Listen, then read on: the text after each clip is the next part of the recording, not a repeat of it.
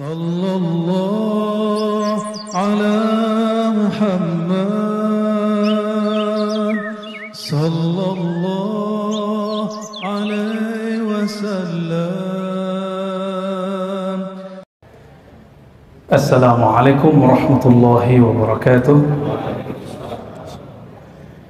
Alhamdulillah rabbil alamin, hamdan yuwafi ni'amahu yukafi'u mazidah. Asyhadu an la ilaha illallah wa asyhadu anna Muhammadan abduhu wa rasuluh. Allahumma salli wa sallim wa barik ala sayyidil wujud, sayyidil awwalin wal akhirin, sayyidina Muhammad wa ala alihi wa ashabihi wa li baitihi wa dhurriyyatihi jama'in, amma ba'd. Bapak, saudara yang dimuliakan Allah, alhamdulillah kita sudah mulai aktif kembali, mulai dari ibadahnya juga thalabul ilmiah. Semoga Allah menjaga kita semua, amin ya rabbal alamin. Mari kita baca doa penjagaan diri. Bismillahilladzi la yadurru ma'asmihi syai'un fil ardi wala fis samaa wa huwas samiul alim. Bismillahilladzi la yadurru ma'asmihi syai'un fil ardi wala fis samaa wa huwas samiul alim. Bismillahilladzi la yadurru ma'asmihi syai'un fil ardi wala fis samaa wa huwas samiul alim. Alhamdulillah rabbil alamin. Kalau dimaknai dengan nama Allah, siapa yang bersama dengan namanya, maka tiada satupun yang mampu menyakiti, merusak, memberi mudarat kepada orang tersebut, baik yang dari bumi ataupun dari langit. Dari bumi ya virus ini, dari langit ya azab yang ada dari langit. Semoga Allah menerima doa kita, amin. Sebelumnya mari kita baca surah Al-Fatihah. Sebelum membaca surah Al-Hikam, semoga Allah membuka pikiran kalbu kita. Al-Fatihah. A'udzubillahi minasyaitonir rajim. Bismillahirrahmanirrahim. Ya kenal.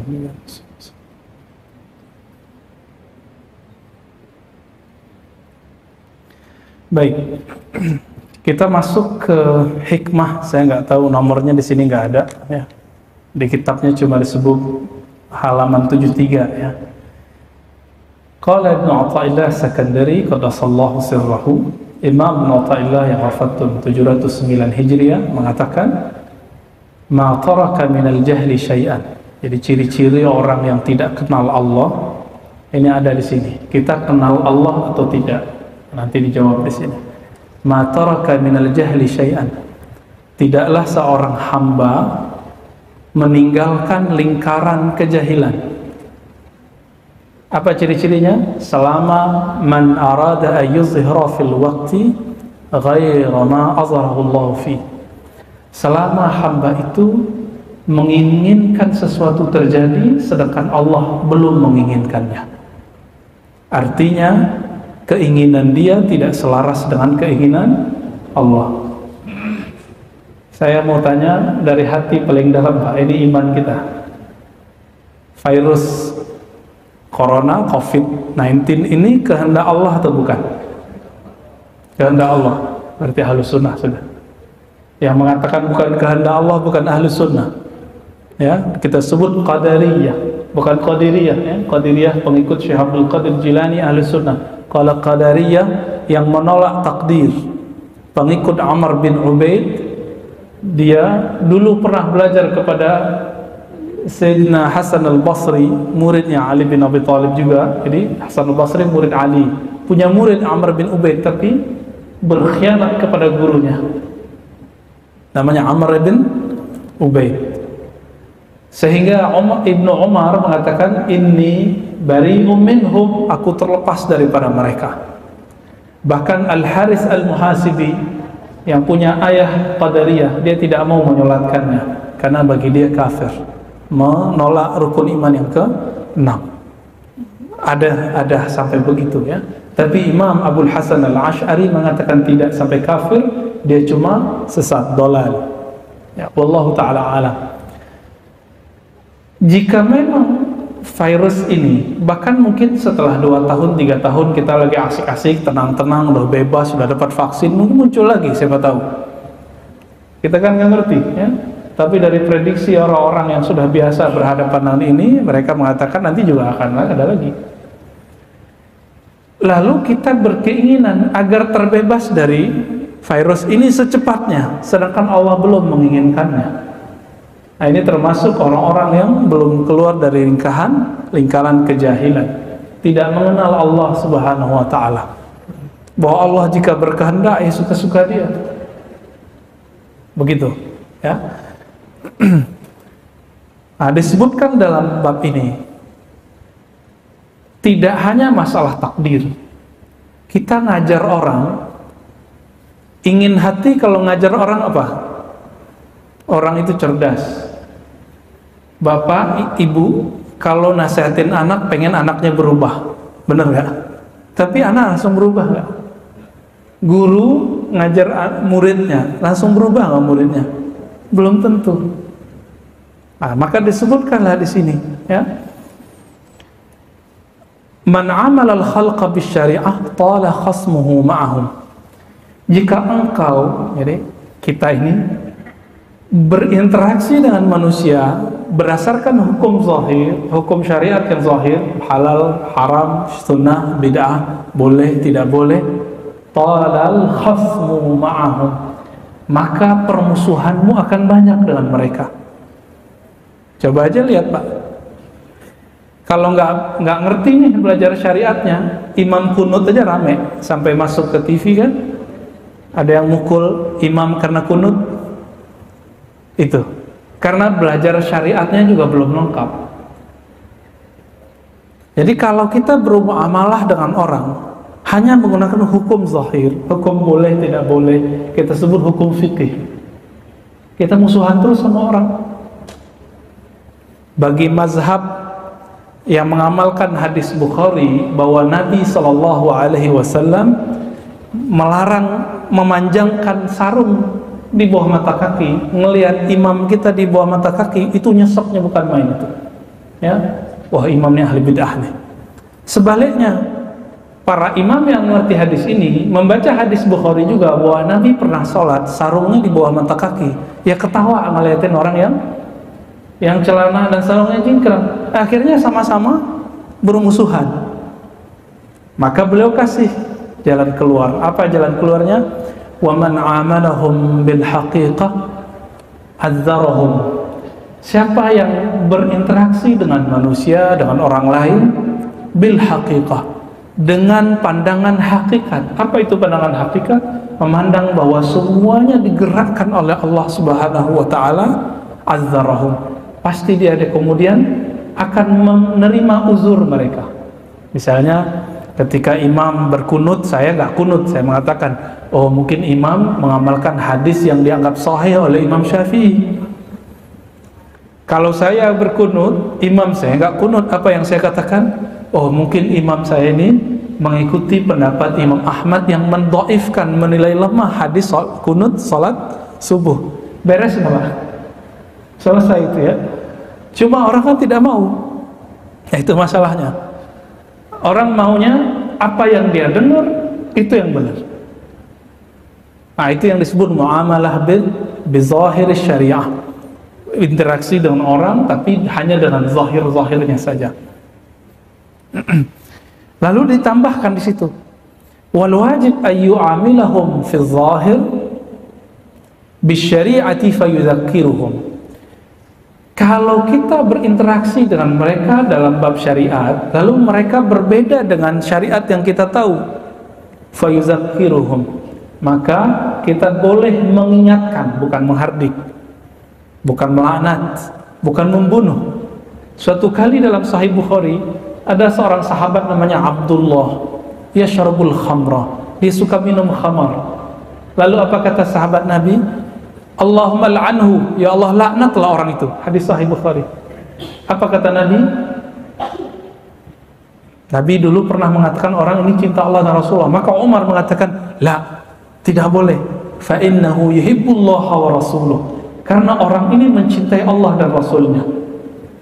Jadi ternyata ada pemaksiat cinta Allah, Pak. Dia tidak sanggup menahan kecanduannya terhadap narkoba atau minuman keras, tapi hatinya sebenarnya menjerit. Setiap kali dia mengkonsumsi itu, dia menjerit, ya Allah tolong lepaskan aku, lepaskan aku. Sedangkan kita yang taat merasa sok suci. Hati-hati loh Bapak Ibu saudara karena Allah. Ayat yang tadi dibaca oleh imam kita itu menyindir kita semua. Ayatnya tentang apa? Kisah iblis merasa sok suci. Iblis itu tercipta dari api dan Allah kasih mandat untuk menjaga surga. Disebut Haris atau Azazil. Azazil artinya hamba Allah yang mulia. Apa yang dia lakukan di surga? Dia bertapa, dia beribadah, berkhalwat. Udah mulia api, jaga surga, ibadah ribuan tahun. Coba lihat tuh. Tapi dengan ibadahnya dia dan diciptakannya dia dari api, dia merasa dirinya lebih mulia dari Adam yang dari tanah. Jadi orang merasa taat itu gelap tuh hatinya. Maka dalam agama kita diajarkan ada dua hijab yang membuat kita terhalang untuk memandang keindahan Allah Subhanahu wa taala. Itu ada dua hijab. Yang satu namanya hijabul zulmah, hijab kegelapan, itu maksiat. Yang kedua hijabul anwar, hijab cahaya. Hijab cahaya itu ditandai dengan taat, sedekah, tahajud, sholat jamaah, pengajian, penampilan-penampilan sunnah, pakaian-pakaian syar'i. Itu hijab Pak. Hijab apa? Kalau saya merasa soleh, saya terhijab. Apa arti hijab? Terhalang dari Allah Subhanahu wa ta'ala. Kalau saya merasa suci dengan taat itu, hijabnya bertambah lagi. Nah ini yang terjadi pada iblis. Maka iblis itu udah diabadikan ya, laknatullah alaih, Allah melaknatnya. Adapun yang kedua, hijab zulmah, hijab kegelapan tadi. Hijab kegelapan ini ketika orang maksiat. Tapi ingat, maksiat itu jika membuat orang sadar kepada Allah, hina kepada Allah, itu lebih baik daripada dia seperti iblis, taat ribuan tahun tapi merasa lebih suci. Namun yang afdal, yang ideal, dia taat dan tidak kena hijab. Nah itu siapa? Nabi Muhammad sallallahu alaihi wasallam. Ya. Nabi Muhammad tidak ada penghalangnya dengan Allah kecuali qaba qausaini au adna, seperti dua busur panah saja. Nabi Adam masih banyak, Nabi Nuh masih panjang, Nabi Musa juga tebal, apalagi kita. Ya, apalagi kita. Bapak Ibu yang melakukan Allah, maka setiap kali kita memandang makhluk, kita pandang makhluk nih, bermuamalah dengan syariat boleh nggak? Boleh, untuk mengingatkan dia. Tapi secara qalbi, secara rohani, kita pandang secara hakikat bahwa itu semua terjadi karena kehendak Allah Subhanahu wa ta'ala. Jadi kalau ada orang bertanya, apakah taat dan maksiat itu kehendak Allah? Iya. Tapi kita diberi oleh Allah ruang dalam diri yang disebut ikhtiar. Ikhtiar itu, nah ikhtiar inilah yang berkelahi dalam diri. Kalau orang maksiat, dia berpikir, ini maksiat nih, saya harus meninggalkannya. Pernah nggak merasakan begitu Pak? Ya, nah itu ikhtiar itu yang harus kita kuatkan. Kalau orang taat, apa ikhtiarnya? Menjaga keikhlasan. Kenapa Nabi Adam dijadikan Allah simbol untuk malaikat sujud? Padahal Nabi Adam itu disebutkan dalam Al-Quran yufsid, ya, merusak bumi. Yang kedua yasfikud dam, maksudnya menumpahkan darah. Dua, itu udah kelihatan sama malaikat, udah terlihat oleh iblis. Sorga itu di atasnya langsung Firdaus ya, memandang mereka ke atas langsung arasy Allah. Mereka bisa melihat di Sidratul Muntaha itu ada banyak rahasia-rahasia Allah di situ yang disebut dengan Lauh Mahfuz. Di situ udah tertulis semua takdir. Jadi iblis itu udah ngelihat, Musa begini, Adam begini, ntar semua keturunan Adam itu pasti suka maksiat. Saya kan ahli taat. Ya, ini rasis ya. Jadi ada rasis dalam diri iblis.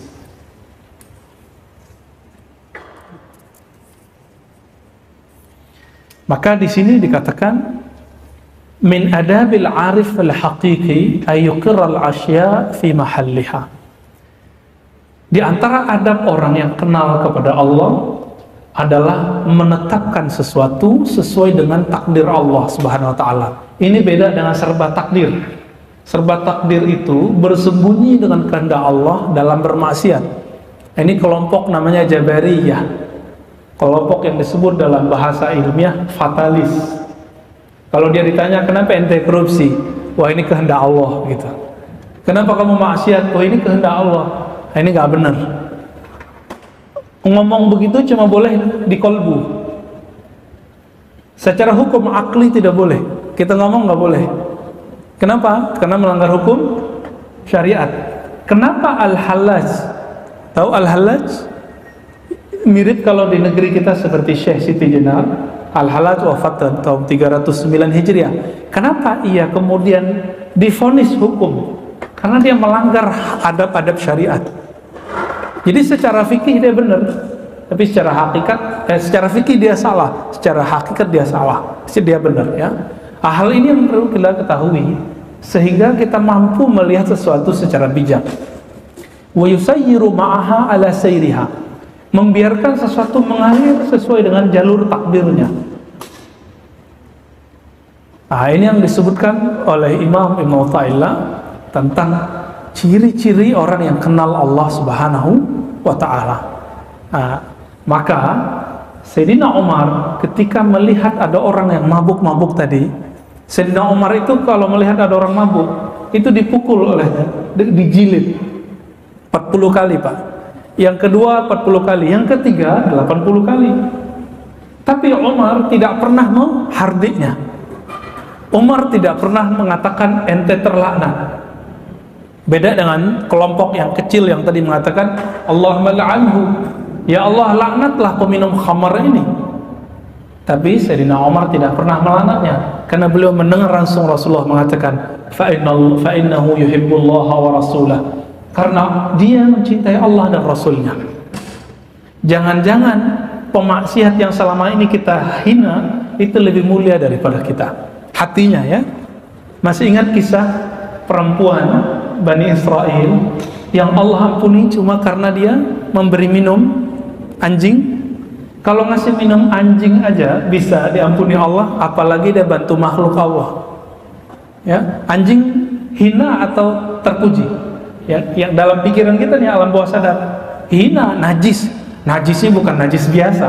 Najis dalam mazhab Syafi'i disebut mughalladzah, najis berat. Tapi cuma dengan memberi binatang yang najisnya berat itu dia diampuni oleh Allah Subhanahu wa taala. Masih ingat lagi laki-laki yang membunuh 99 orang, lengkap 100 orang dengan ahli agama yang mengatakan ente nggak bisa diampuni Allah. Lengkap sudah dibunuh 100. Tapi ternyata setelah itu dia ketemu wali Allah yang mengatakan, siapa yang melarangmu meminta ampun kepada Allah? Akhirnya dia diampuni oleh Allah. Coba lihat, 100 orang dia bunuh, dia diampuni Allah, masuk surga. Jadi nanti 100 orang yang dibunuh kan masuk surga tuh. Dia masuk surga juga. Nanti Allah tersenyum, disebutkan dalam banyak hadis bahwa Allah tersenyum ketika melihat pembunuh yang dibunuh masuk surga. Yang dibunuh protes, ya Rabb, kenapa yang membunuhku ada di dalam surga? Jadi Allah pun nanti tersenyum, bahwa Allah alam bagaimana senyumnya Allah ya. Kira-kira begitu. Dan dalam hal ini saya kemudian jadi takut sebenarnya. Karena setiap hari kita melihat ada orang-orang yang menurut kita hina, tapi ternyata belum tentu dia hina di sisi Allah SWT. Hati itu langsung bilang, oh nih orang jahat nih, nih pemaksiat nih, ini orang hina nih gitu, mengganggu aja nih, ngemis nih gitu. Enggak begitu pikiran-pikiran kita.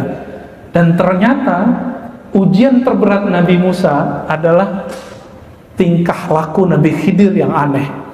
Masih ingat? Ya, saya sekedar mengingatkan kembali, kenapa Quran perlu dibaca berulang-ulang? Karena memori kita pendek, kita perlu ulang. Masih ingat Nabi Khidir membunuh orang? Zahirnya jelek ya secara syariat, tapi hakikatnya, jadi Nabi Khidir bertugas sedang mengajarkan ilmu hakikat ke Nabi Musa.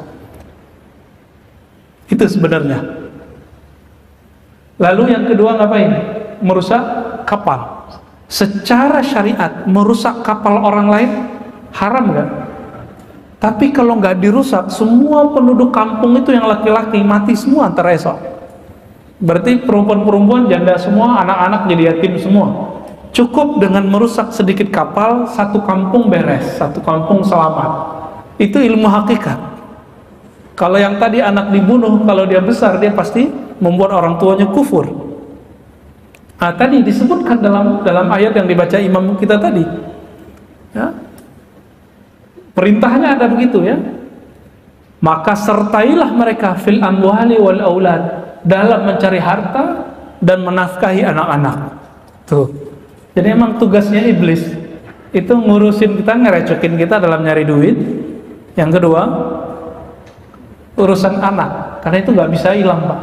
Banyak orang hilang idealisnya, hilang kemurnian kalbunya cuma karena dia ingin menafkahi anaknya yang nangis-nangis minta duit atau minta kuliah, minta beli ini dan itu. Kita lanjut teksnya supaya nggak keluar dari teks ini.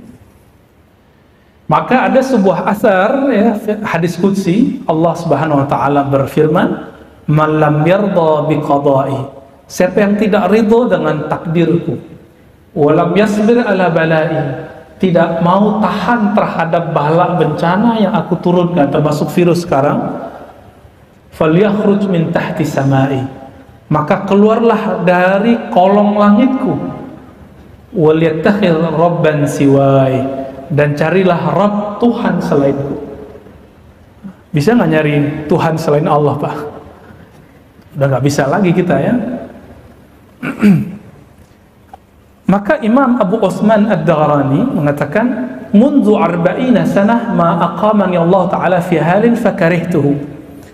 Jadi beliau selama 40 tahun melatih kalbunya. Apa kata Imam Ad-Darani? Aku melatih kalbuku selama 40 tahun agar tidak pernah berburuk sangka atau merasa hebat sendiri ketika mengalami sesuatu takdir. Beliau nggak pernah. Baik buruk, senang, susah, beliau kemudian mencoba untuk ridho. Bapak Ibu yang hidup di zaman ini nyesel nggak dengan adanya corona? Kok saya masih hidup gitu? Kita takut-takutin, ntar 2023, 2024 kali ada lagi virus lebih gede, gimana? Serem gak tuh? 2024 nanti kan ada kontestasi pemilihan umum lagi, itu lebih serem lagi Pak nanti itu. Kemarin 2019 kelihatan seremnya gimana? Nanti mungkin 2 kali lipat dari itu, cuma dengan formulasi yang berbeda. Kita kan nggak tahu, karena emang Nabi sudah mengabarkan di akhir zaman itu, ya huru hara tambah besar Pak.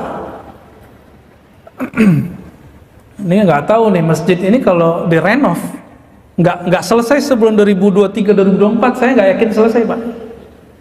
Saya nggak yakin selesai. Ini corona aja kita udah kayak seok-seok udah ya. Gimana Pak pengurus?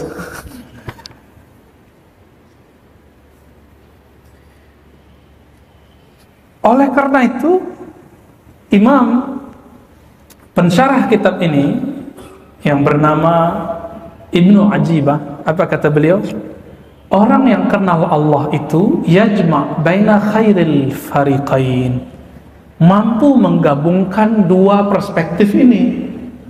Di saat dia mengalami kebaikan, dia bersyukur, dan saat dia mengalami keburukan, dia bersabar. Di saat dia taat, dia mensyukuri taatnya. Di saat dia maksiat, dia tobat dari maksiatnya.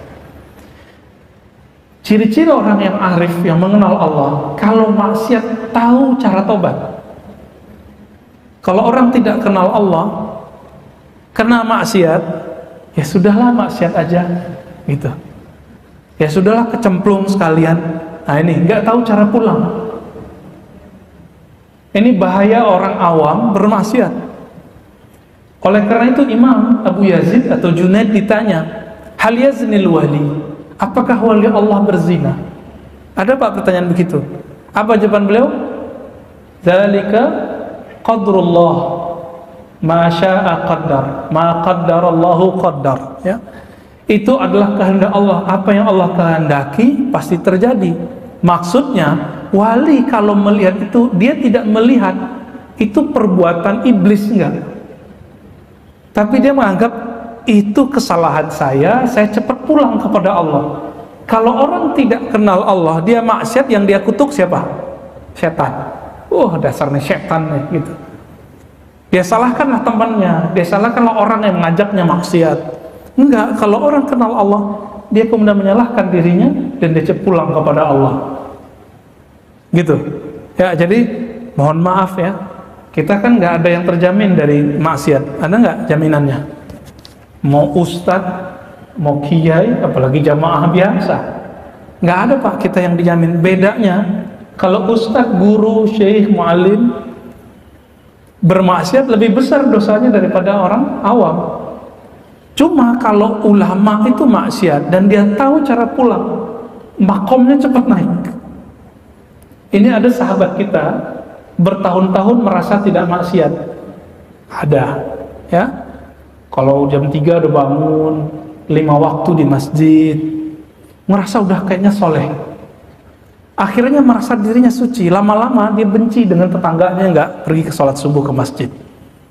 Ada perasaan begitu. Lama-lama dia menganggap orang yang nggak sepengajian dengan dia itu jahil semua. Lalu apa yang terjadi? Dia berpikir, aku sudah taat, tapi kok nggak bisa nangis ya kalau istighfar. Malam-malam, wabil ashari hum yastaghfirun. Begitu dalam surat Zariyat, pada waktu sahur mereka beristighfar kepada Allah, minta ampun kepada Allah. Tapi kok nggak ada sentuhan di kolbunya, ada perasaan di hatinya. Ini apa yang salah ini? Akhirnya dia minta kepada Allah, ya Rabb, kenapa hatiku sekeras ini? Udah ikut muhasabah nggak nangis-nangis Pak, malah ngejekin ustadz mentor muhasabahnya. Ustadz ini ya, buat cerita palsu lagi gitu ya. Apalagi yang dulu pakai musik ya, dia dapat taklim musik haram, ya sudah lewat, sudah nggak bisa tersentuh. Akhirnya dengan izin Allah, tapi Allah tidak meridhoi maksiat, dia terjebak dalam maksiat. Ketika dia terjebak maksiat, dia terpapar maksiat, lagi asik-asik maksiat, selesai maksiat itu dia lakukan. Kan dalam hadis dikatakan, apabila syaitan selesai menggoda Bani Adam maksiatnya, maka dia pergi. Jadi habis orang maksiat tuh iblisnya pergi Pak. Kalau iblisnya pergi, syaitannya pergi, apa yang terjadi? Maka si manusia itu menyesali dirinya. Nah, tinggal dilihat, dia menghujat syaitan atau dia menganggap dirinya yang hina. Disinilah dia bertemu, terbukalah hijabnya saat selesai bermaksiat. Di situ dia nangis, malam hari dia bangun, ya Allah, tadi pagi, tadi siang aku bermaksiat dan aku merasa paling hina ya Allah. Jadi jangan-jangan orang yang bermaksiat itu lebih lembut hatinya daripada orang yang taat sok suci. Ya. Tapi alangkah indahnya jika ada orang taat merasa dirinya belum sempurna taatnya, sehingga dia menangis ketika dia taat. Dia berpikir, ya Allah, saya sudah sholat tapi kok belum khusyuk. Terus dia nangis. Itu lebih baik Pak daripada dia kena maksiat dulu. Ada maksiat yang tidak terlihat, maksiat kolbu. Apa itu maksiat kolbu? Buruk sangka kepada Allah, buruk sangka ke makhluk. Dan maksiat kolbu yang susah terlepas dari diri kita adalah ghaflah. Dalam surah Al-A'raf Allah mengatakan, wala takum minal ghafilin. Janganlah engkau menjadi orang yang lalai. Hijabnya kolbu adalah lalai. Nah, kira-kira Bapak, saudara makan Allah, ketika sholat hatinya lalai gak kepada Allah? Jika iya, itu maksiat kolbu. Kita dah taat nih secara zahir, kolbunya belum taat. Perlu ditobatkan gitu? Perlu. Kita sebut dia istighfar ruhani, istighfar kolbu ya. Berdasarkan ini semua Bapak Ibu saudara makan Allah, Dapat kita pahami dari hikmah yang pertama yang kita bacakan itu, bahwa ciri-ciri orang yang tidak kenal Allah, dia ingin sesuatu terjadi sebelum saatnya. Baik masalah takdir, nasib, masalah virus, masalah taat dan maksiat. Ingin khusyuk sebelum saatnya. Ingin merasakan keajaiban sebelum saatnya. Ingin bertemu yang gaib-gaib sebelum saatnya. Itu terjadi pada Lia Eden.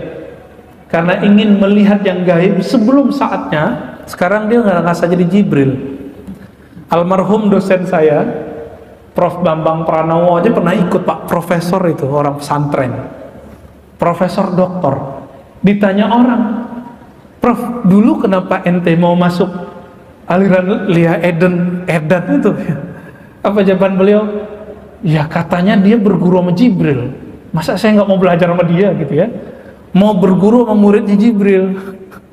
Sekarang ternyata lebih aneh, merasa dirinya Jibril, dirinya Maryam, dirinya Isa.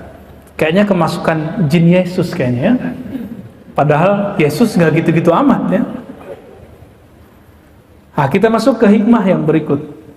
Syuruknya jam berapa? 5:05 ya. Oke, dikit lagi deh. Hikmah yang berikut. Ihalatukal a'mal ala wujudil faragh min ra'unatin nufus. Ciri-ciri orang yang jiwanya kacau, ru'unatin nufus. Kita ini kacau apa enggak nih? Kalau tadi ciri-ciri orang tidak kenal Allah, sekarang nafsiyah, sisi basyariah, sisi manusiawi kita kacau atau normal? Apa ciri-cirinya? Ihalatul a'mal inda wujudil faragh. Menunda-nunda amal soleh sedangkan ada waktu luang. Mohon maaf, selama COVID ini banyak waktu luang atau tidak? Banyak ya? Banyak kerja dari rumah atau kerja di mana? Kita kalau kerja di kantor itu harus kena macet dulu ya. Pulang macet lagi. Ini enggak, Pak. Capeknya udah hilang. Lalu dulu kita ngomong, nanti kalau saya pensiun, kalau liburan, saya mau tahajud deh, mau khataman Quran. Mana tuh? Cita-citanya dulu tuh mana gitu. Jangan diundur lagi, Pak. Mumpung COVID masih ada, coba deh buat sholat sunnah jamaah di rumahnya ya, hidupkan sholat tasbih di rumahnya. Sudah tahu cara sholat tasbih ya? Tanya ke guru-guru kita atau imam kita nanti, apa cara sholat tasbih? Itu sholat betul-betul berkah sekali. Oh Ustadz, kata orang itu bid'ah. Loh, bid'ah dengan hadis dhaif beda. Dalam hadis Ibnu Majah dan hadis Abu Daud disebutkan bahwa sholat tasbih itu sahih. Yang dhaif itu riwayat Tabarani dalam kitab Al-Mu'jam. Betul, riwayat sholat tasbih yang disampaikan oleh At-Tabarani hadis dhaif. Tapi yang riwayat Imam Ibnu Majah hadisnya sahih. Maka silahkan diamalkan, Pak. Nggak sanggup tiap hari sekali seminggu, nggak sekali sebulan, kalau nggak sekali seumur hidup. Itu sedekahnya badan itu, sholat tasbih itu. Karena bacaannya ya kalau dikumpulkan ya 300-an, itu sama dengan semua sendi kita. Sendi kita semuanya 300-an, 360-an lah. Coba nanti pulang ke rumah, beri cahaya lampu rumahnya dengan cahaya tasbih. Kalau Bapak dibukakan mata kolbunya, mata batinnya, itu kelihatan, Pak. Cahaya itu naik ke atas itu. Cuma kita kan nggak lihat. Ini masjid ini setiap saat, setiap kali 5 waktu, itu malaikat-malaikat mulai cahaya naik. Cuma ada ya cahayanya redup di tengah jalan. Mungkin lagi ria orangnya, atau lagi kesel imamnya kunut gitu ya. Atau ada merasa dirinya lebih benar dari yang di samping, itu nggak naik ke atas, sama sekali nggak naik. Cuma kita kan nggak dikasih lihat, tapi Bapak Ibu dikasih rasa. Habis assalamualaikum perasaannya nyaman atau perasaannya gelisah. Kalau gelisah sholatnya habis dilemparin balik tuh, Pak. Nih sholat kau gitu ya, gitu ya Pak di Aceh ya, dilempar. Baik. Jadi ciri-ciri orang yang kacau rohaninya, suka mengundur-undur amal soleh. Ya, jangan nunggu pensiun lagi. Ini COVID ini udah semi pensiun kita nih semua. Kita nggak tahu nanti gimana. Coba latihan puasa lah kok. Siapa tahu nanti ada musim Di masa semuanya pacaklik, kita kan nggak tahu.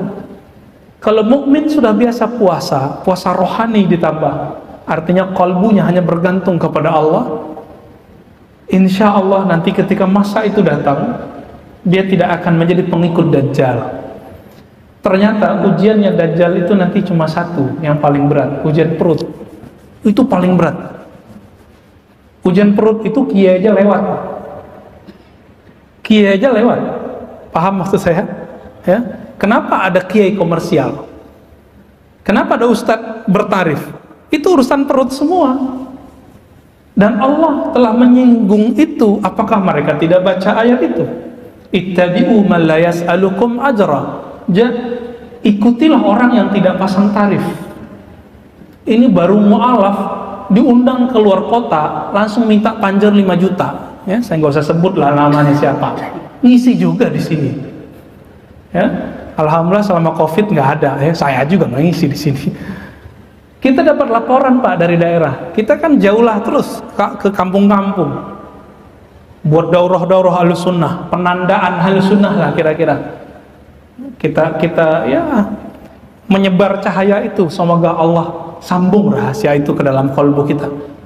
Ya laporlah mereka, Ustadz saya ngundang fulan, ternyata urusan perut minta panjer 5 juta. Mu'alaf padahal. Kita yang dari dulu ngaji nggak berani Pak panjer-panjer, ya. Kita cukup Allah aja yang panjer.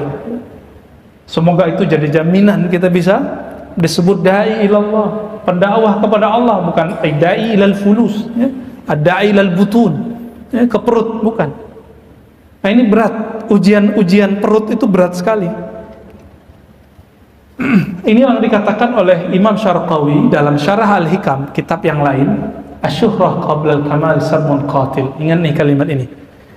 Populer, terkenal sebelum matang rohaninya, itu bisa membunuh kalbunya.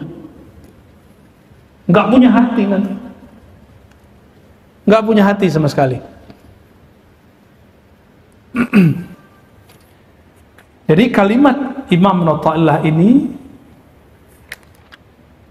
menyindir kita semua supaya kalau taat jangan diundur-undur. Kalau mau khatam Quran jangan diundur-undur. Kalau mau ngaji Pak sekarang jangan diundur-undur. Ngaji itu sekarang yang dicari bukan ngaji yang banyak amalnya nanti, tapi ngaji yang membuat kita mengenal siapa yang kita sembah. Nah, inilah penutup kajian kita pada pagi ini sebelum ada tanya jawab. Ada tanya jawab nggak Pak? Ada ya. Wa ma khalaqtul jinna wal insa illa liya'budun.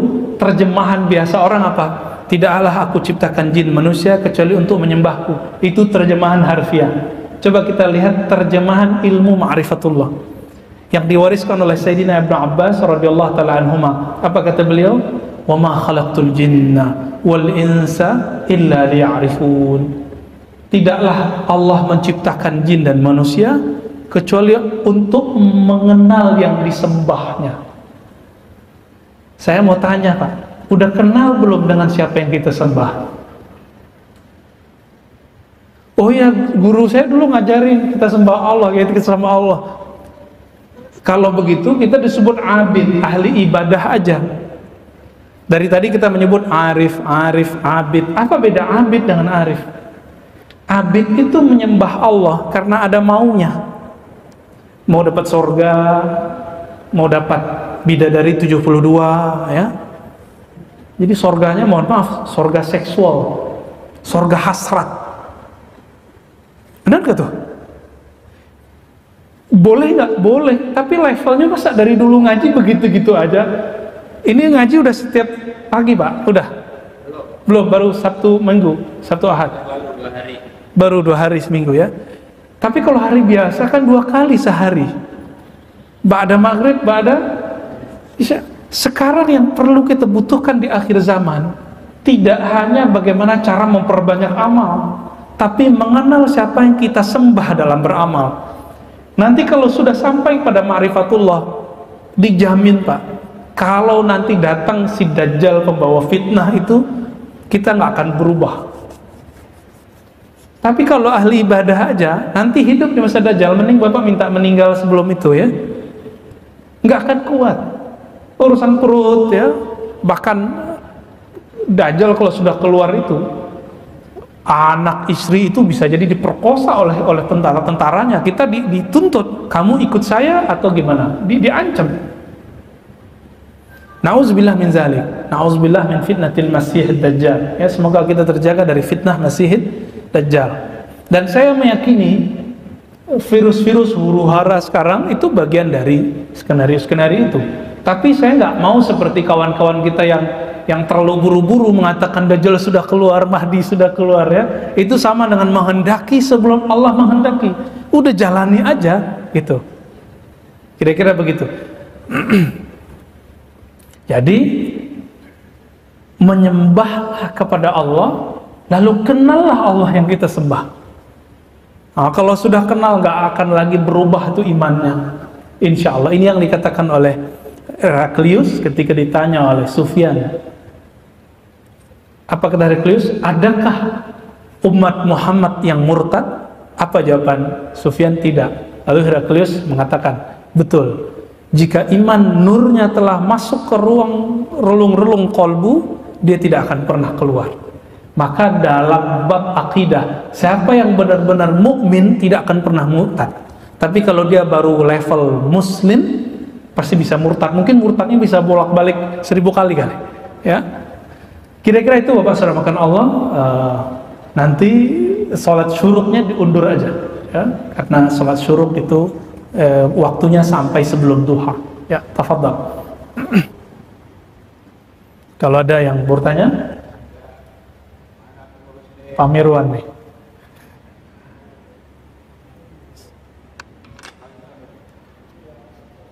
Bismillah.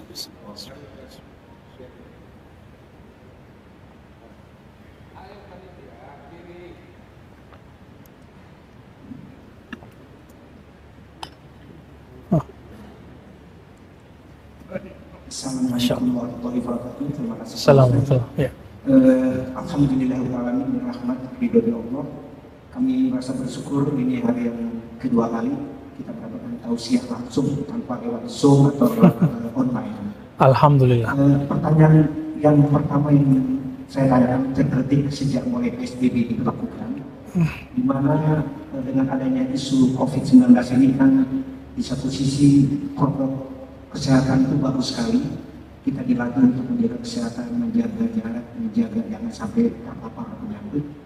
Tetapi dilihat dari satu sisi itu betul, tapi ada dampak yang luar biasa yang sekarang mulai dirasakan terhadap pertumbuhan ekonomi.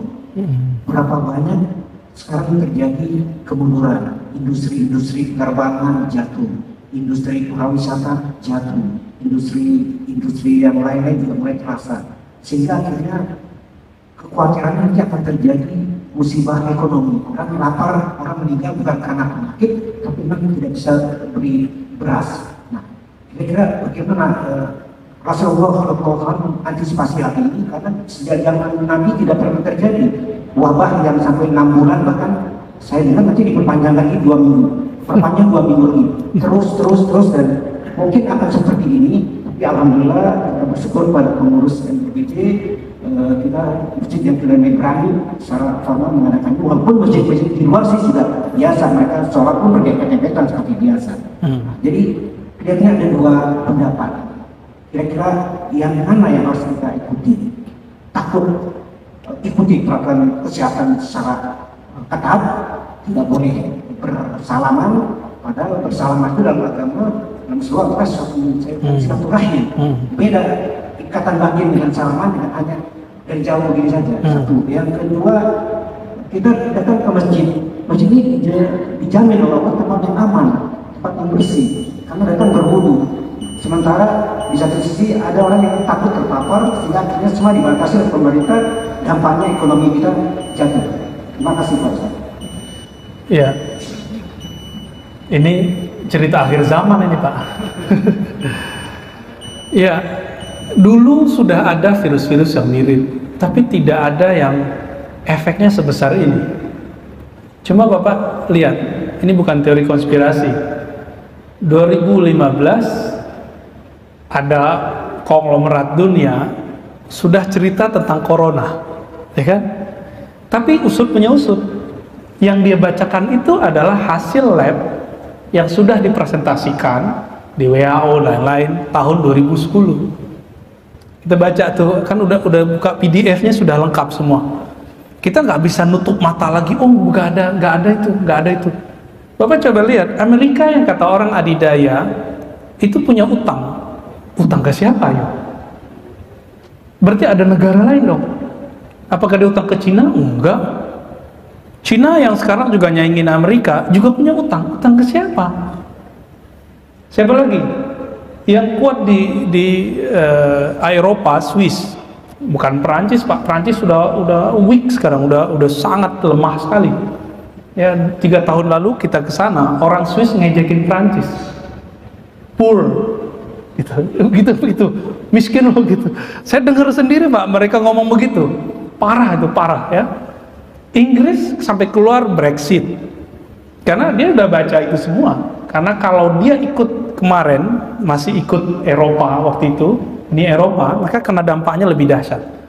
Saya tidak mau berangan-angan dalam bab ini, tapi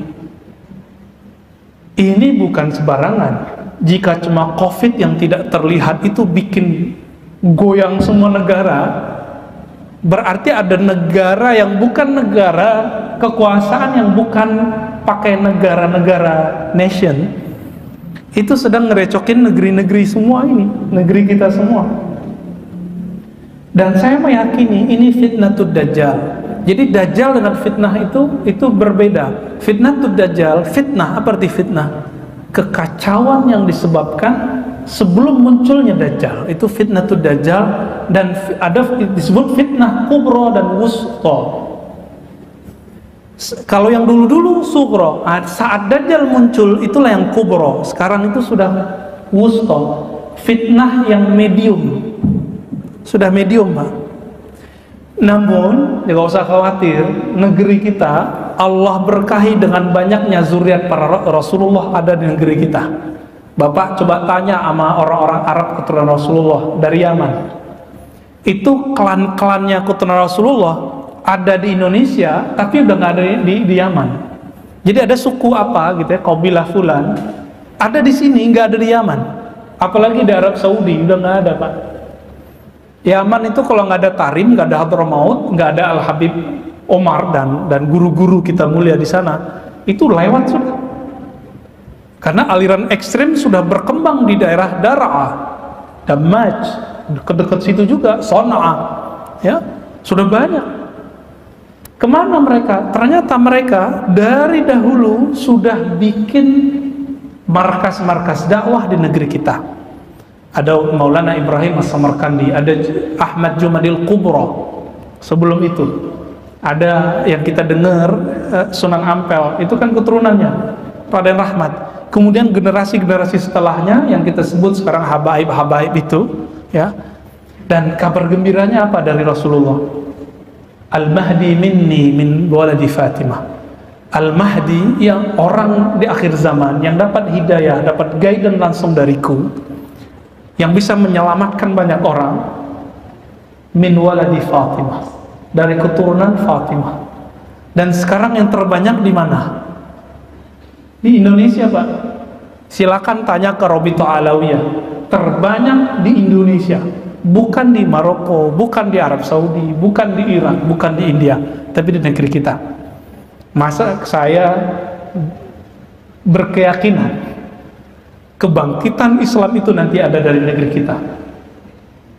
Namun kuat nggak nunggunya? Ntar giliran keluar Dajjal dikira itu Mahdi. Kenapa? Sakti Pak Dajjal itu. Sakti Dajjal itu. Orang akan mengira ini nggak mungkin kalau bukan Mahdi. Gitu. Gimana? Kuat nggak ntar tuh? Kelaparan. Ini sekarang juga banyak yang bunuh diri, artis-artis di Korea, di India. 20 tahun mereka kerja di entertainment, sekarang bunuh diri. Di Korea paling banyak bunuh diri semenjak COVID. Indonesia karena kepalanya 5 kali sehari ke bawah, alhamdulillah nggak banyak tuh yang bunuh diri ya. Yang bunuh diri yang nggak jelas itulah. Aduh, dosa bunuh diri itu dahsyat Pak. Jangan pernah ada di antara kita yang bunuh diri nih. Karena orang yang bunuh diri itu nggak diterima ke atas, nggak terima ke bawah. Itu yang disebut gentayangan itu. Tapi gentayangannya bukan jadi hantu, bukan. Kalau yang gentayangan yang kita dengar itu setan itu, iblis itu, ya, jin. Mereka nggak diterima ke atas, nggak diterima ke bawah. Gimana tuh nasibnya? Nauzubillah min dzalik, itu siksaan kubur itu. Jadi siksaan kubur itu nggak mesti di dalam kuburnya. Nanti akan ada orang nggak kuat karena kelaparan bunuh diri Pak. Nauzubillah min dzalik. Kuat nggak menuju itu? Jadi masalah yang tadi resesi, apalah istilahnya kan menakutkan ya. Nggak usah khawatir Pak, Indonesia nggak akan mengalami kelaparan sedahsyat itu. Coba buka tentang swasembada kita, itu daerah Kalimantan, sekian ratus hektar, bahkan ribuan hektar itu sedang dipersiapkan untuk pangan. Coba lihat deh, videonya banyak. Ya, langsung. Maka Bapak yang dulu tidak nyoblos presiden sekarang, seperti saya, sudahlah, jangan ngutuk lagi, jangan menghujat lagi. Sekarang PR kita cuma satu, mendoakan siapapun yang memimpin negeri ini supaya Allah guide dia secara gaib, secara batin untuk menyelamatkan negeri kita. Sepakat nggak? Al-Hazinni Al-Fatihah. A'udzubillahi minasy Bismillah. Alhamdulillah. Maliki yaumiddin, iyyaka na'budu wa iyyaka nasta'in. Shiratal ladzina an'amta 'alaihim. Allahumma shalli amin. Ya, ada lagi. Insya Allah doanya mustajab, doa pas ta'lim. Ya. Sebelum tambahan Pak Mirwan nih, ciri-ciri orang yang arif tidak meminta takdir dicabut. Hanya orang awam. Bapak mau ningkat nggak dari hamba, abid, suka ibadah, tambah suka ibadah, kenal yang diibadahi. Mau naik? Mau naik pagi ini? Ciri-ciri orang yang arif, yang bermakrifat kepada Allah, tidak pernah minta takdir itu dicabut. Karena Nabi mengatakan jaffatil aqlam, bahwa tinta dari kolamnya takdir, tintanya takdir itu sudah kering. Maka memintanya untuk dihapus itu tidak bijak. Tapi kita punya celah. Allah itu punya kudrah iradah. Kudrah iradah itulah takdir qada dan qadar. Kudrah kehendak, iradah kudrah kekuasaan, iradah kehendak. Itu takdir Allah. Namun kita punya satu celah, dan itu celahnya luas sekali, yaitu bab jaiz. Allah punya sifat jaiz. Apa arti sifat jaiz? Setelah ini bisa jadi coronanya hilang, bisa jadi tidak.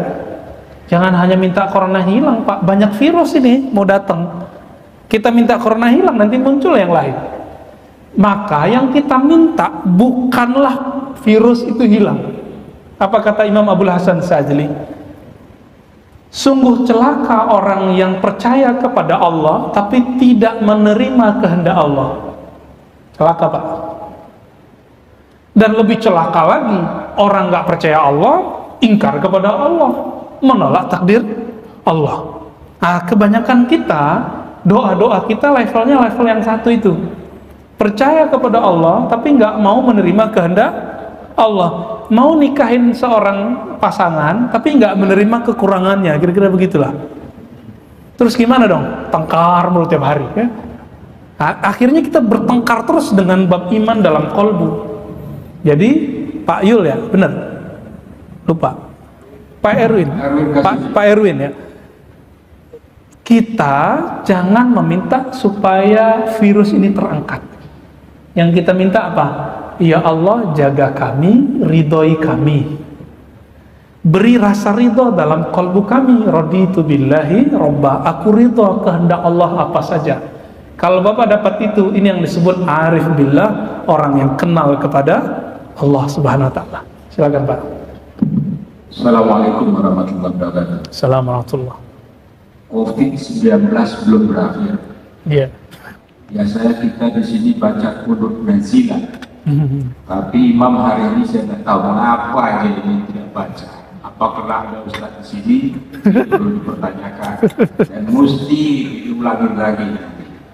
Iya. Yang kedua, kepada pengurus atau panitia, kalau ada pengajian begini, tempat ustaz untuk sholat di sini tolong disiapkan.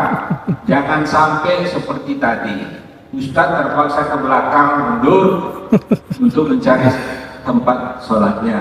Kalau sempat ustaz ini ustaz mengambekkan, nggak jadi dia pergi ke ceramah tadi. Tapi untuk tidak, ya. Ini perlu kita koreksi. Saya ingin kalau koreksi itu langsung, tidak pakai macam-macam. Ya. Pak Ustaz tadi mengatakan bahwa kemungkinan besar nanti Islam ini berjaya dari Indonesia ini. Insya Allah. Lihat, tapi saya lihat agak pesimis, Ustaz. Mengapa? Sampai saat ini umat Islam di Indonesia ini berkurang, bukan bertambah.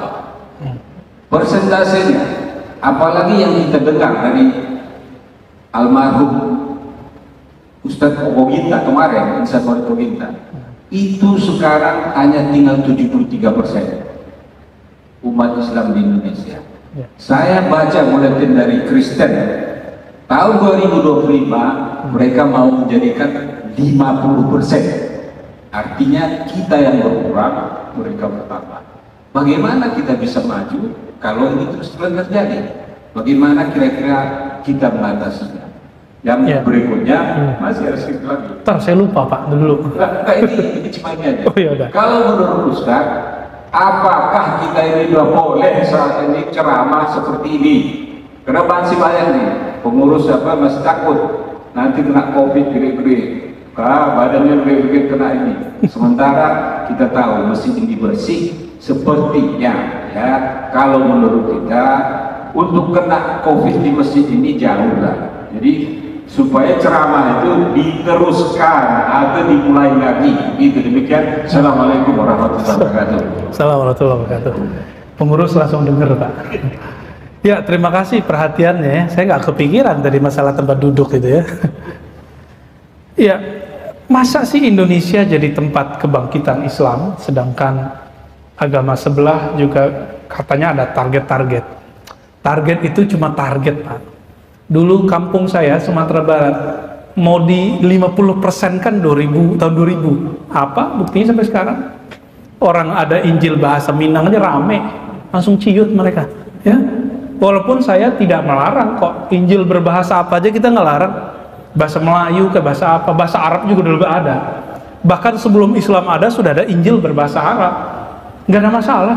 Tapi itu cara orang-orang sana untuk menolak kristenisasi itu. Namun nggak usah khawatir Pak, Islam dan Kristen memang agama misionaris, bahasa Arabnya dakwah, ya kan? Makanya jemaah tabligh ada namanya jaulah.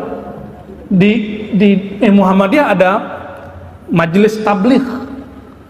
Di NU juga ada bab lembaga dakwah gitu, LDNU gitu kalau nggak salah ya. Itu ada semua. Orang Persis juga punya, semuanya punya. Lalu gimana?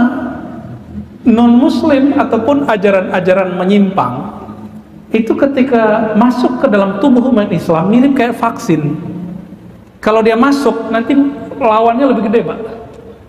Jadi saya bersyukur kalau mereka ngomong begitu. Ya, nanti balasannya lebih gede. Nggak usah khawatir, Indonesia keislamannya sudah mendarah daging. Ini paling lucu, ada yang buat agama baru, Ahmad Musaddiq, masih ingat? Bapaknya meninggal, orang tuanya meninggal, saya lupa bapaknya, emaknya. Terus udah bingung ngapain Pak dia? Baca Yasin dia.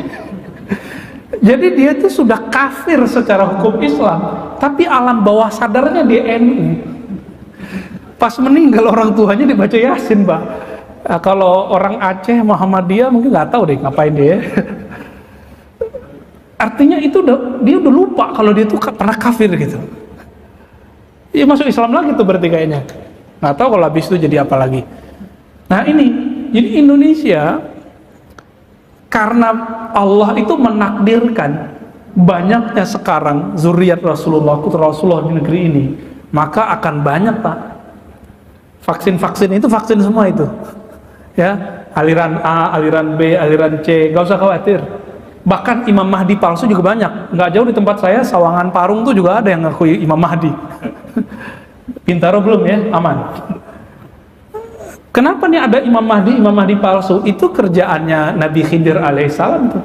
Karena kalau Imam Mahdi sekarang kecium, dibunuh oleh tentara Dajjal, habis Pak.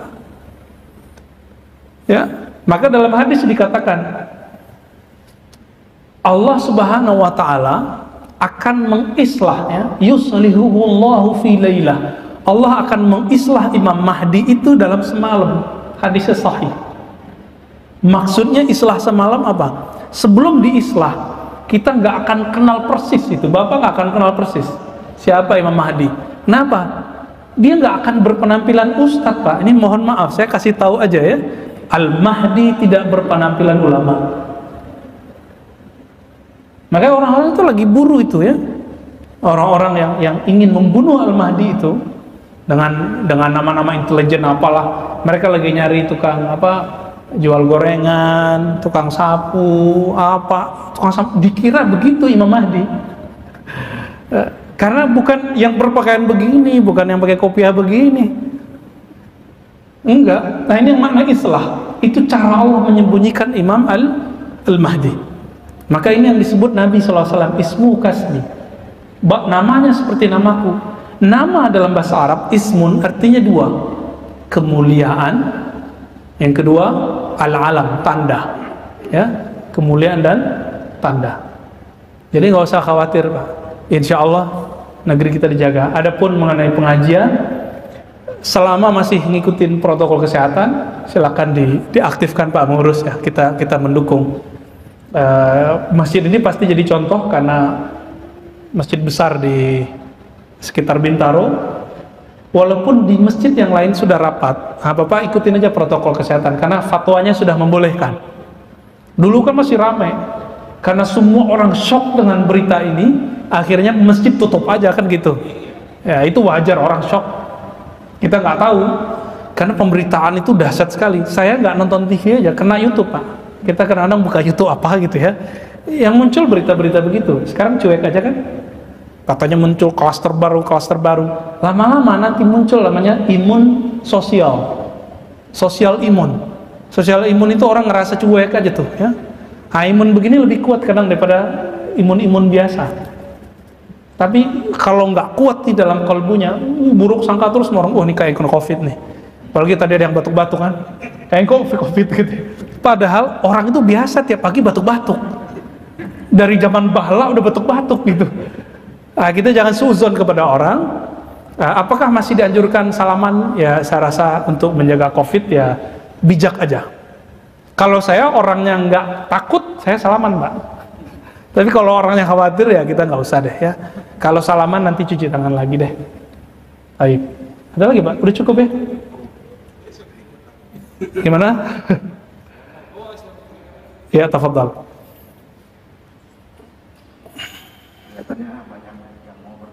Tafadhal. Assalamualaikum warahmatullahi wabarakatuh. Waalaikumsalam warahmatullahi wabarakatuh. Pak Ustadz, seperti kita ketahui kan kita kondisinya sekarang lagi kondisi wabah kan Pak. Sebagaimana Ustadz bilang tentang takdir, kita jangan minta supaya corona ini cepat-cepat diangkat Pak. Sebenarnya ini berhubungan dengan kondisi yang sekarang sedang terjadi Pak, tentang negara berlomba-lomba membuat vaksin. Nah, saya pernah membaca ya Al-Quran ya, Al-Mu'min 14 ya, Fata Barakallahu Ahsanul Khaliqin. Dan akhir juga ini laqad khalaqnal insana fi ahsani taqwim. Bukankah Allah itu telah menciptakan manusia ini sebaik-baiknya Pak? Seperti itu kan. Dan apa yang perlu kita lakukan sebagai seorang muslim ya, menghadapi tentang vaksin ini. Kira-kira misalnya vaksin ini di zaman Rasulullah, apakah mungkin Rasulullah menerima? Saya nggak tahu alamnya. Tapi karena cukup banyak ya, rekan-rekan saya juga terkena ya. Ada yang terkena 40 hari. Bahkan banyak rekan-rekan kakak saya yang dokter itu banyak meninggal juga. Terus dan kebanyakan kadang ya yang saya lihat ada beberapa cerita teman-teman tuh banyak mereka tuh seperti OTG, tapi ketika mereka ketahuan swab langsung keluar itu semua kata dia, gejala-gejalanya semua keluar. Nah sekarang apa yang kita lakukan ya, pandangan kita tentang vaksin ini Pak, karena kan vaksin ini kan perlu jangka panjang kata ahli-ahlinya, dan saya pernah melihat video dari dokter di Jerman menolak vaksin seperti itu, sampai mereka menolak seperti itu. Jadi kira-kira apa kaitannya vaksin ini dengan apa ya, ayat-ayat Allah yang saya sebutkan tadi? Kira-kira kita tuh harus ikhtiarnya bagaimana? Oke. Ya, dalam kedokteran juga ada mazhab-mazhab, aliran-aliran ya. Ada aliran vaksin, ada anti vaksin. Maka waktu anak-anak kita diimunisasi, itu ada satu kelompok yang menolak imunisasi, benar nggak? Ya. Namun pendapat yang paling kuat, karena kita bukan dokter, kita ikuti saja ID misalnya dalam hal ini. ID udah jelas mereka mu'tabar, mereka mu'tamad, bisa kita pakai karena punya otoritas yang baik dan punya standar yang jelas, bukan hanya asumsi dan opini. Maka sebaiknya kita mengikuti fas'alu ahlaz zikri in kuntum la ta'lamun. Ini diulang 2 kali dalam Al-Quran. Ikutilah orang yang berilmu jika kamu tidak tahu. Dalam hal ini jangan ustadz yang didengarkan, tapi dengarkanlah ahli kedokteran. Maka dai-dai ulama yang mengerti ini pasti kemudian memulangkan keputusan ini kepada ahli kedokteran. Opini-opini ini kita tidak usah terlalu hiraukan. Adapun tentang vaksin, vaksin ini bagian dari apa yang Nabi katakan, tadawu ibadallah, berobatlah ya hamba Allah. Kita berobat, iya, tapi dalam garis takdir, takdir kan gaib. Kita tidak meminta takdir ini dihapus. Kita cuma mengatakan, ya Allah, lakukanlah sesukamu. Gitu. Lakukanlah sesukamu. Lakukanlah seridho-ridhomu. Tapi ya Allah, jangan cabut keridhaan dari kalbu kami. Gitu. Sehat nggak ridho, sakit ridho, mending sakit. Tapi sehat ridho syukur, mending itu Pak, lebih baik lagi. Jadi dengan adanya kondisi seperti ini, misalnya dengan adanya orang-orang yang dites gitu ya, kalau rapid kan belum otoritatif ya, apa tadi, swab ya. Nah, ini yang bahaya Pak. Orang itu biasanya dia positive thinking.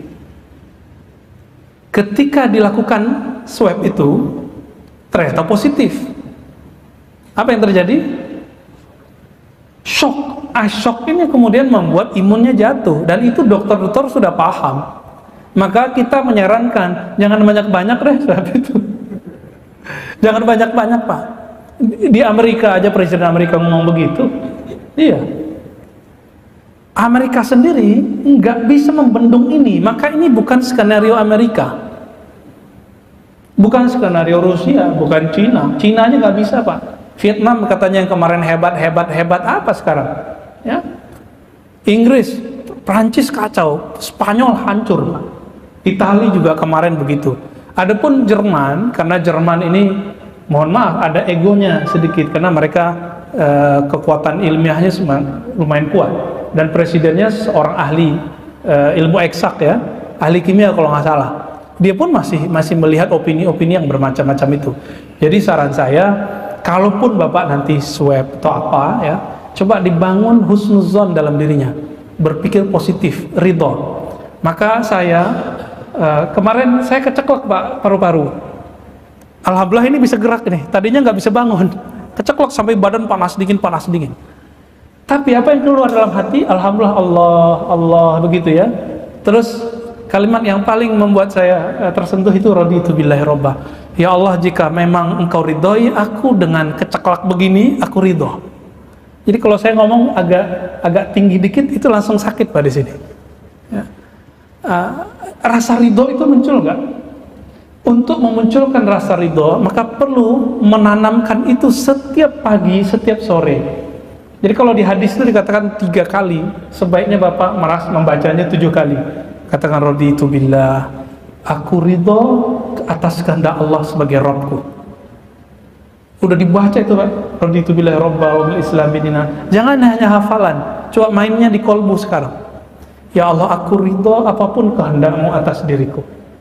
Nah, ini yang kita sebut menerima kenyataan diri sendiri, memaafkan diri sendiri. Itu yang juga kita katakan kenapa pemaksiat bisa ketemu rahmat Allah, karena dia bisa memaafkan dirinya sendiri dan tidak menyalahkan orang lain.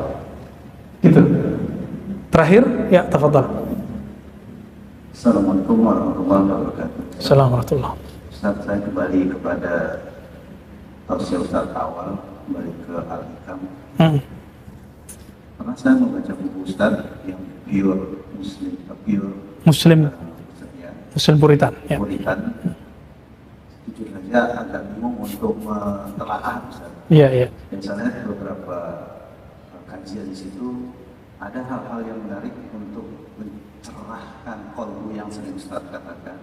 Mohon penjelasan, ada urutan atau level yang disebut dengan takwa, kemudian wara' dan zuhud. Ini hal-hal yang agak sulit sekali untuk dicapai orang-orang seperti orang awam lah seperti kita. Mohon, apakah hubungan antara takwa kemudian wara' dan zuhud seperti kita bisa mentapaki supaya kecerahan kolbu itu kita dapatkan? Mohon. Terima kasih. Iya. Takwa dan wara' itu berhubungan erat, tapi zuhud lain lagi. Takwa dan wara', takwa itu amal soleh yang muncul dari dalam diri. Tapi amal soleh ini tidak akan muncul kalau orang tidak meninggalkan hal-hal yang boleh, jika membuat dia terjebak kepada makruh apalagi haram. Itu disebut wara'. Maka orang-orang yang wara' inilah yang bisa mengisi hidupnya dengan ibadah-ibadah. Nah, ibadah ini jika bersumber dari perasaan tadi disebut takwa. Maka Nabi mengatakan at-taqwa hahuna. Takwa ada di dalam diri, di dalam jiwa kita, ya.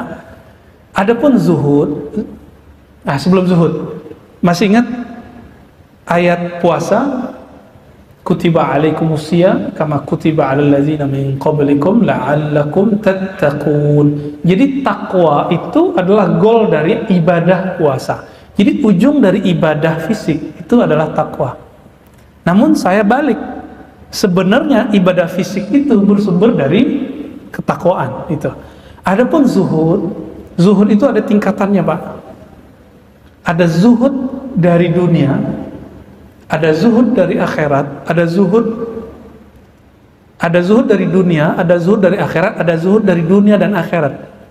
Gitu. 3. Zuhud dari dunia ketika di dalam hati kita tidak ada satupun nama dunia di dalamnya. Kayaknya kita belum selamat ya, Pak. Ya, rupiah, dolar tuh masih ada di dalam tuh ya. Ya enggak? Nafsu, hasrat itu jujur aja. Saya aja belum selamat dari itu. Padahal ngaji hikam, belajar zikir, riyadhah ribuan zikir, apalagi yang nggak riyadhah zikir. Kira-kira gimana tuh? Ada orang nggak itu lagi dicarinya. Dunia ini terbagi 2 juga, ada hissi maddi, ada yang materi, ada yang ghair maddi. Popularitas, posisi. Kenapa ada orang tengkar untuk cuma jadi RT RW, Pak? Emang RT RW dapat gaji apa? Nggak ada apa-apa, itu cuma popularitas. Popularitas aja. Mau jadi pengurus masjid, emang dapat gaji apa? Dapat hujatan adanya. Diomelin orang ada, dikritik orang. Kalau bukanlah karena popularitas, nggak ada. Lalu supaya kita nggak kena ini, maka ada perlu zuhud dari dunia. Gimana cara mengeluarkannya? Dia harus didesak dengan nama Allah. Makanya kita mengajarkan dari dulu, ayo sebut nama Allah pakai kolbunya, supaya selain nama Allah itu tertumpah, ya, yang ada di dalam cuma nama Allah, Allah, Allah, gitu ya, la ilaha illallah. Itu keluar semua tuh. Orang nyari gelar LCMA, doktor, sarjana teknik, insinyur, dulu insinyur kan, magister, doktor, PhD, apa yang dicari? Gelar itu nggak ketulis kok di jidat. Akhirnya kawan-kawan itu mengenalkan diri, saya dokter fulan, kan gitu jadinya. Ingin disebut dokter. Itu popularitas. Popularitas semua. Saya direktur, saya manajer, saya GM gitu. Itu semua popularitas. Ketika rasa itu bisa ditekan, bahkan diangkat dengan nama Allah, maka sembuhlah dia dari penyakit hubbud dunya, penyakit cinta dunia. Orang ini baru masuk ke level awal dari hubbul akhirah, cinta akhirat. Cinta akhirat itu bagus. Walal akhiratu khairul laka minal ula. Akhirat lebih baik daripada dunia. Namun orang begini, walaupun udah gak cinta dunia, tapi dia masih beribadah itu pakai tarif. Tarifnya adalah surga, bidadari, sholat duha supaya dapat rezeki, apalagi tahajud supaya nanti menikahi bidadari. Masih begitu. Ini benar nggak? Benar. Cuma surganya baru surga seksual. Ya, waliman khafa maqama rabbih jannatan, surat Ar-Rahman. Orang yang takut kepada maqam Rabbnya, Tuhannya, dia dapat 2 surga. Surga yang tadi dan surga muqarrabun yang disebutkan dalam surat Al-Waqi'ah. Nanti coba lihat surah Al-Waqi'ah ya. Muqarrabun adalah surga ma'rifatullah kepada Allah SWT. Dia bertemu dengan yang punya surga, berdialog dengan punya surga, bermanja-manja kepada yang punya surga. Bayangkan Pak, saya diundang ke rumah Pak Mirwan, tapi Pak Mirwan udah 2 hari saya nginap gak mau ketemu. Kabur gak saya besoknya? Saya kabur, padahal dibilangin, tuh makanan ambil semua, tuh ada tuh budak-budak nikahin deh gitu. Nggak akan saya terima itu, tersinggung Pak. Kenapa? Kok yang punya rumah nggak mau menemui? Makanya nanti orang-orang setelah masuk surga, yang dulu dia tidak zuhud akhirat, setelah setahun akhirat 1000 dunia Pak, 1 hari. Coba dihitung, setahun akhirat, 1 harinya 1000 tahun, 365 hari kali 100 hari, berapa ribu tahun? 365 ya, 60-an lah ya, ribu tahun.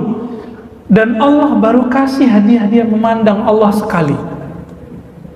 Jadi 300-an tahun baru ketemu Allah. Itu orang-orang yang mendambakan cuma surga-surga seksual, surga-surga kenikmatan, yang tidak zuhud dari akhirat. Maka ada zuhud level 3, zuhud dari dunia dan akhirat. Maka zuhud ini gak ada kaitannya dengan miskin. Zuhud itu urusan kolbu aja. Maka jangan heran orang miskin cinta dunia, orang kaya gak cinta dunia. Buktinya apa tidak cinta dunia? Duit kasih aja. Ini ciri-ciri bapak ini cintanya cinta akhirat atau cinta Allah. Kalau ada duit, dia kasih aja. Bangun masjid, bangun pesantren, kasih orang miskin. Itu tanda zuhud sudah ada di kolbunya. Jadi ciri-ciri orang zuhud tidak pernah ngitung saat memberi. Nggak pernah ngitung. Udah begitu belum? Ini kita cek aja nih. Berarti zuhud dunia mesti kaya dong. Kenapa? Mereka mikir kalau kami pelit saat miskin, pas kaya lebih pelit lagi. Jadi kadang-kadang orang miskin lebih pelit dari orang kaya Pak. Nggak zuhud ya. Nah ini, saya pun belum sampai ya. Maka kita berlatihlah mengenal Allah yang punya dunia dan akhirat ini. Lillahi ma fis samawati wal ard, milik Allah lah langit dan bumi ini. Maka pelan-pelan Allah akan mencabut cinta dunia dari kalbu. Mari kita doa sejenak. Allahumma ya Rahmanir Rahim, salli ala Sayyidina Muhammad. Ya Allah, sampaikan salam kami, rindu kami kepada Nabi Muhammad. Allahumma ya Rabbal Alamin, Ya Rabbal Arshil Azim, Ya Rabbas Samawati wal Ard. Ya Allah, wahai pencipta langit dan bumi, pencipta arasy yang sangat besar dan agung, pencipta kami semua, yang menciptakan juga virus-virus yang ada di dunia ini. Selamatkan kami, selamatkan keluarga kami, selamatkan kalbu kami. i'tina ridhak, ya Allah berikan kami keridhaan-Mu, ridhoi kami ya Allah meskipun kami salah, dan cintai kami ya Allah dalam ketaatan kami. Allah maj'al sayyi'atina sayyi'at man ahbabta, ya Allah jadikan kami jika terjebak maksiat cepat kembali kepada Engkau. Ya Allah jadikan kami jika taat kami mensyukuri pemberian Engkau. Allahumma rabbana atina fid dunya hasanah wa fil akhirati hasanah wa qina adzabannar wakhruj an qulubina hubbad dunya wa ma siwa. Ya Allah cabutlah dari kalbu kami cinta kepada selain Engkau. Wa sallallahu ala nabiyyina Muhammad sayyidiz zahidina wal arifin wa ala alihi wa ashabi jema'in walhamdulillahi rabbil alamin. Assalamualaikum warahmatullahi wabarakatuh.